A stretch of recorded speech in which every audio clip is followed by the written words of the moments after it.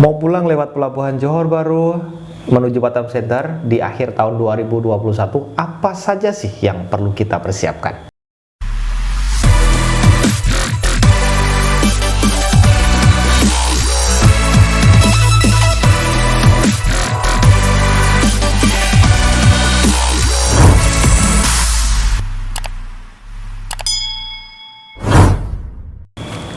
Halo genggu, assalamualaikum warahmatullahi wabarakatuh. Salam sejahtera untuk kita semuanya.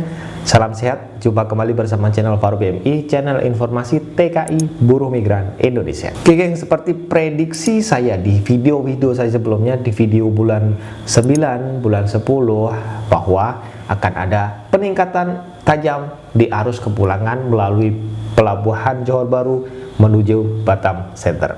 Nah, ternyata di akhir-akhir ini kalau kita saksikan di dua pelabuhan Johor Bahru, Pelabuhan Pasir Gudang dan Pelabuhan Sorong Laut, memang benar mengalami peningkatan drastis untuk arus kepulangan, arus rekalibrasi maupun yang balik cuti di akhir tahun 2021 ini. Nah, di video ini saya akan merangkum apa saja sih aspek yang perlu kita persiapkan sebelum kita proses pulang melalui Pelabuhan Johor Bahru menuju Batam Center. Oke, yang pertama, yang paling penting adalah stamina Anda.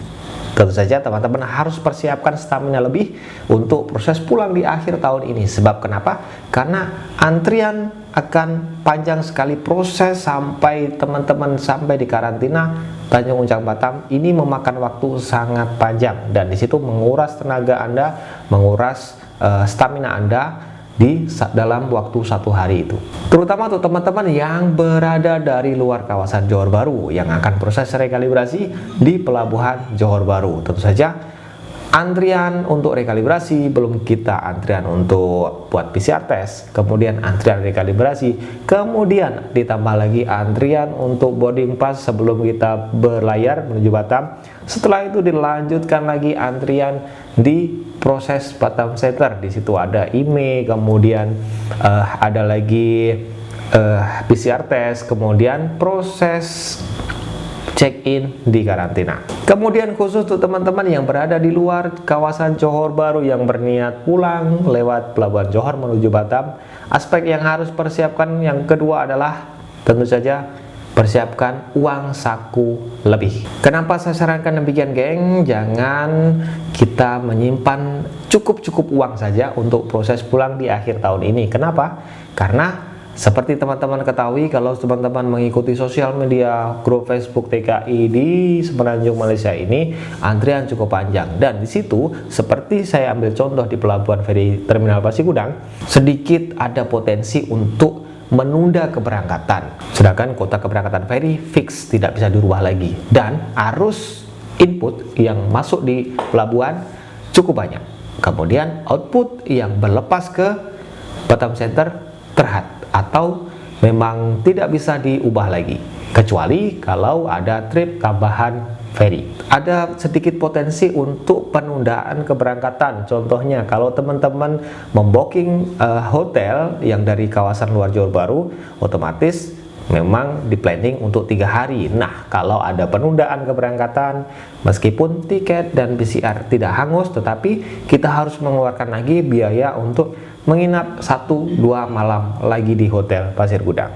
Nah, di situ saya menyarankan agar teman-teman semuanya menyimpan cukup uang saku, dilebihkan sedikit untuk proses pulang di akhir tahun ini, untuk menghindari segala resiko-resiko. Jangan sampai nanti kita sudah sampai di Pasir Gudang, kemudian tiket ditunda di hari selanjutnya. Nah, di situ 2 hari geng. Jadi teman-teman harus menambah lagi biaya hotel di situ. Oke, selanjutnya adalah dokumen-dokumen yang harus kita persiapkan. Contoh untuk rekalibrasi, ya dokumen rekalibrasi, persyaratan rekalibrasi dipersiapkan sebelum ke Johor Bahru. Kemudian untuk yang balik cuti, ya dokumen balik cuti. Pastikan tonton video saya sebelumnya untuk proses kepulangan mengikut dokumen-dokumen yang teman-teman miliki.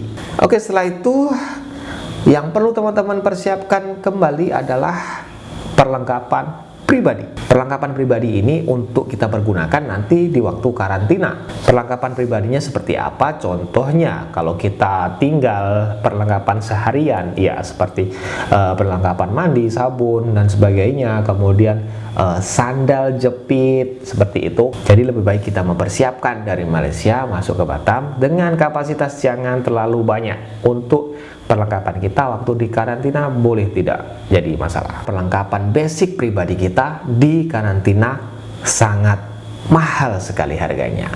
Jadi intinya aspek yang terpenting yang terakhir adalah persiapkan perlengkapan pribadi Anda yang kebiasaan ngemil, kebiasaan ngopi, simpan kopi saset cukup dalam 3-5 hari begitu ya. Oke, sedikit sharing kita hari ini semoga bermanfaat untuk teman-teman yang akan pulang, baik yang rekalibrasi maupun yang pulang cuti di akhir tahun 2021 melalui Pelabuhan Johor menuju Batam Center. Saya doakan semuanya agar proses perjalanan lancar, dipermudah, kemudian selamat sampai tujuan. Sebelum kita akhiri, ada satu kata hari ini.